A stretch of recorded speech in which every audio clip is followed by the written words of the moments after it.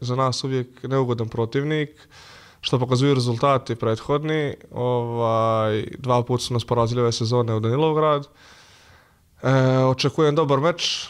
Nisu slučajno 4 najbolje ekipe i u prvenstvo i u kup.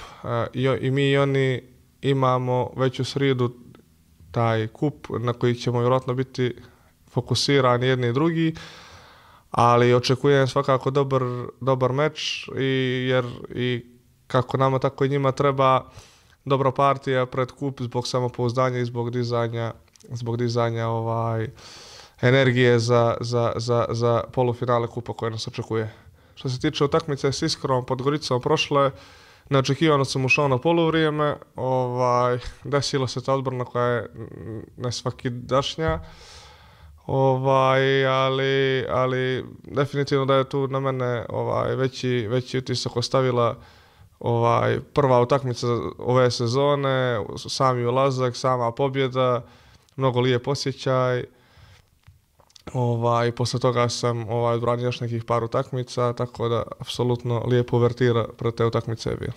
Prezadovoljan sam naravno, svaki meč koji golman odradi, a ne primi gol, definitivno je uspješan.